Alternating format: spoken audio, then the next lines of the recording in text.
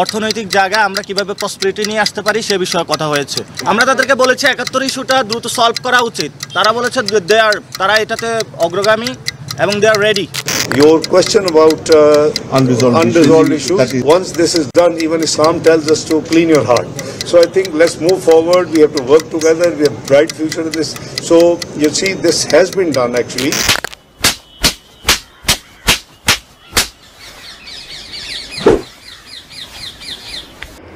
বাংলাদেশের সঙ্গে নতুন করে সুসম্পর্ক গড়তে গত ২৩শে আগস্ট ঢাকায় আসেন পাকিস্তানের উপপ্রধানমন্ত্রী ও বিদেশমন্ত্রী ইসহাক দার।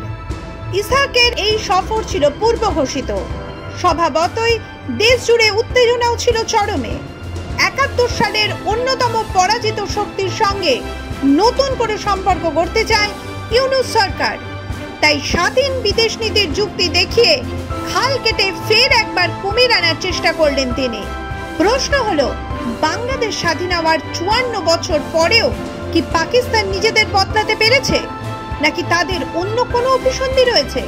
তবে পাকিস্তানের স্বপ্ন পূরণে পূর্ণ সহযোগিতার হাত বাড়িয়ে দিচ্ছেন ডক্টর ইউনূস ও তার অন্তরালে থাকা জামাত ও কট্টর জঙ্গি শক্তিগুলি।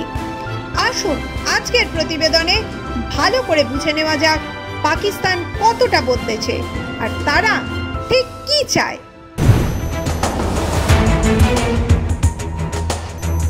২০২৪ সালের ৫ই আগস্টের তথাকথিত গণ অভ্যুত্থান আদতে একটি পশ্চিমা শক্তির অর্থায়নে তৈরি সুপরিকল্পিত ষড়যন্ত্র ছিল।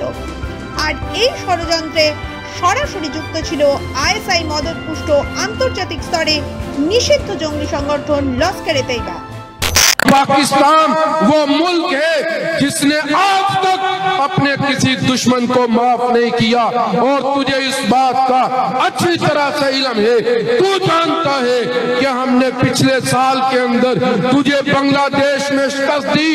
मोदी तू जानता है बांग्लादेश में तुझे शिकस्त हमने दी है।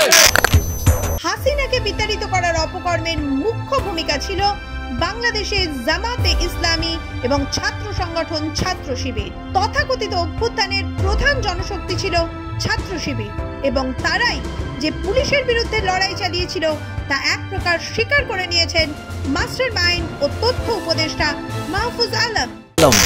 যারাই স্পষ্টত অভ্যুত্থানের পক্ষে অংশ নিচ্ছে, পেছনে থেকে সামনে থেকে যেখান থেকে হোক, লজিস্টিক্স দিয়ে হোক, বুদ্ধি দিয়ে হোক, পরামর্শ দিয়ে হোক, হ্যাঁ আন্ডারস্ট্যান্ডিংয়ের কারণে হোক, এনগেজমেন্ট দিয়ে হোক, জনশক্তি বলে না এখন যে জনশক্তি, শিবিরের জনশক্তি, শিবির অবশ্যই জনশক্তি সরবরাহ করছে।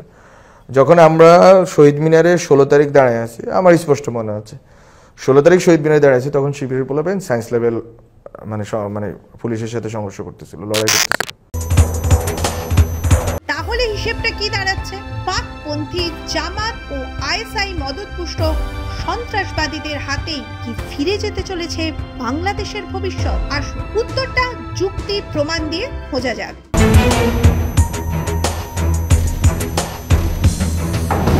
ইসহাক দার বাংলাদেশে গিয়েছেন, কিন্তু ৭১ নিয়ে যে প্রশ্নগুলি ছিল তার উত্তর দিলেন না, এড়িয়ে গেলেন। তিনি বীর দর্পে বুঝিয়ে দিয়েছেন ৭১ পরাজিত শক্তি ২৪ জয় এনেছে। তাই পুরনো ইতিহাস ঘেটে ক্ষমা চাওয়ার প্রশ্নই নেই, বরং একটি চুক্তি ও ৪টি সমঝোতা স্মারকে সই করে তিনি বাংলাদেশ থেকে পাকিস্তানে নিয়ে গেলেন অনেক কিছু। কারণ ভিখারি রাষ্ট্র পাকিস্তানের ভিক্ষা চাওয়া ছাড়া দেওয়ার কিছুই নেই। সম্প্রতি একটি রিপোর্ট বলছে ভিসা বিলোপ নিয়ে একটি চুক্তি হয়েছে, অর্থাৎ দুই দেশের সরকারি ও কূটনৈতিক পাসপোর্টধারীদের সফরে কোনো ভিসা লাগবে না। আরও ৪টি সমঝোতা হয়েছে, যার মধ্যে রয়েছে দুই দেশের বাণিজ্যিক বিষয়ক জয়েন্ট ওয়ার্কিং গ্রুপ গঠন, দুই দেশের ফরেন সার্ভিস একাডেমির মধ্যে সহযোগিতা, দুই দেশের রাষ্ট্রীয় বার্তা সংস্থার মধ্যে সহযোগিতা, Bangladesh institute of international and strategic স্টাডিজের সঙ্গে পাকিস্তানের ইনস্টিটিউট অফ স্ট্র্যাটেজিক স্টাডিজ ইসলামাবাদের সহযোগিতা। এই ৪টি সমঝোতা স্মারক নয়, বাংলাদেশকে ফের একবার অক্টোপাসের মতো আষ্টে পৃষ্ঠে জড়িয়ে ধরার কৌশল। পরিসংখ্যান বলছে পাকিস্তানের বাণিজ্য বলতে তেমন কিছুই নেই, অর্থাৎ তারা বাংলাদেশের উপর জাঁকিয়ে বসার রাস্তা খুঁজছে। ফরেন সার্ভিস একাডেমির মধ্যে সহযোগিতা মানে পররাষ্ট্র নীতিতে বাংলাদেশের উপর প্রভাব বিস্তার করবে পাকিস্তান।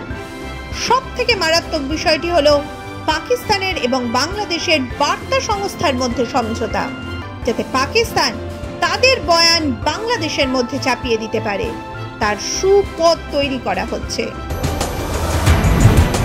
চলতি বছরের এপ্রিল মাসে পাকিস্তানের সঙ্গে সুসম্পর্কের বার্তা নিয়ে ডক্টর ইউনুস ইসলামাবাদের দূত হিসেবে পাঠিয়েছিলেন বিদেশ সচিব জসিমউদ্দিনকে। তিনি পাক সরকারকে বার্তা দিয়েছিলেন, বাংলাদেশের সাথে পাকিস্তানের সম্পর্ক এখন যে জায়গায় দাঁড়িয়েছে সেটাকে শক্ত ভিত্তির ওপর দাঁড় করাতে গেলে অমীমাংসিত বিষয়গুলোর মীমাংসা করা প্রয়োজন। অর্থাৎ ৭১-এর গণহত্যার জন্য ক্ষমা চাইতে হবে পাকিস্তানকে, আর $4.52 বিলিয়ন মার্কিন ডলার ক্ষতিপূরণ দিতে হবে। যদিও এই সফরের কয়েক মাস আগেই ডিসেম্বরে দুনিয়াকে চমকে দিয়ে পাকিস্তানের 2টি জাহাজ ঢুকেছিল চট্টগ্রামে। অর্থাৎ ৭১-এর প্রশ্নগুলি মীমাংসিত হওয়ার আগেই দরজা খুলে দিলেন ইউনুস। 23শে আগস্ট ঢাকায় আসেন পাকিস্তানের উপপ্রধানমন্ত্রী ইসহাক দার। তার সঙ্গে কিংস পার্টির বালক নেতারা দেখা করে ফের একবার একই প্রসঙ্গ তোলেন, কিন্তু ইসহাক দার যা উত্তর দিয়েছেন তা চরম অপমানজনক বাংলাদেশিদের কাছে। তিনি বলেছেন, বাংলাদেশিরা আগে হৃদয় পরিষ্কার করুন। পরিষ্কার কখন করার প্রয়োজন? যখন আবর্জনা জমে থাকে। মানে বাংলাদেশিদের কাছে মুক্তিযুদ্ধের ইতিহাস স্রেফ আবর্জনা মাত্র। বোঝাই যাচ্ছে শেখ হাসিনার সরকারের উচ্ছেদের পর আওয়ামী লীগের কার্যকলাপ বন্ধ করা হয়েছে, মুজিবের বাড়ি ভেঙে চুরমার করে ধুলোয় মিশিয়ে দেওয়া হয়েছে। এইসব দেখে ইসহাক দার ভেবেছিলেন নতুন বাংলাদেশে মুক্তিযুদ্ধের আবর্জনা হয়তো পরিষ্কার হয়ে গিয়েছে, কিন্তু ইউনুস বাহিনী এমন প্রশ্ন করায় পাকিস্তানের উপপ্রধানমন্ত্রী কিছুটা বিব্রত। তাই যাওয়ার আগে আবর্জনা পরিষ্কারের নীতি জ্ঞান দিয়ে গেলেন তিনি। এখন প্রশ্ন, এপ্রিলে বাংলাদেশের বিদেশ সচিব জসিমউদ্দিন এই প্রসঙ্গ তুলেছিলেন, উত্তর দেয়নি পাকিস্তান। তাহলে ফের একবার এই প্রসঙ্গ কেন তোলা হলো? উত্তরটা অত্যন্ত সরল। ভারতকে চূড়ান্ত ভয় ইউনুস ও তার শিশু নেতাদের। তারাও জানে যে দেশটার স্বাধীনতা সার্বভৌমত্ব নিয়ে তারা সকাল বিকেল কুলকুচি করে, সেই দেশটার জন্মের পিছনে ভারতের একটা বড় ও মহৎ অবদান রয়েছে। তাই পাকিস্তানকে বার্তা দেওয়ার অভিনয় করতেই ইউনুস ও তার বাহিনীর এই প্রয়াস। আসলে ভারতের রোষানল থেকে বাঁচার লক্ষ্যেই এই নাটক। 5 বছর 500 বাংলাদেশি শিক্ষার্থীকে বৃত্তি দেবে পাকিস্তান। চালু করা হচ্ছে নাকি পাকিস্তান বাংলাদেশ নলেজ করিডোর? প্রশ্ন হলো, কি শিক্ষা দেবে? ইউনুসের সৌজন্যে দেশের বস্ত্রশিল্প লাটে উঠেছে। তার জায়গায় কি ভিখারি বৃত্তের শিল্প গজিয়ে উঠবে বাংলাদেশে?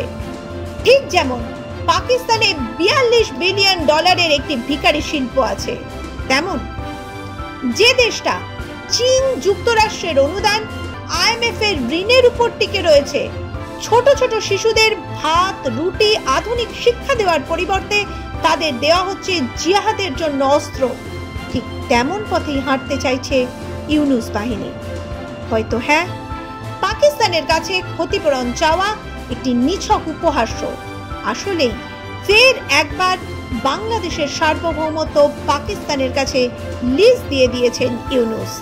তা না হলে জমির মালিকের মতো কেউ বলে আবর্জনা পরিষ্কার করুন, আর ইউনুস বাহিনী সেই কথা শুনেও কেন চুপ থাকে?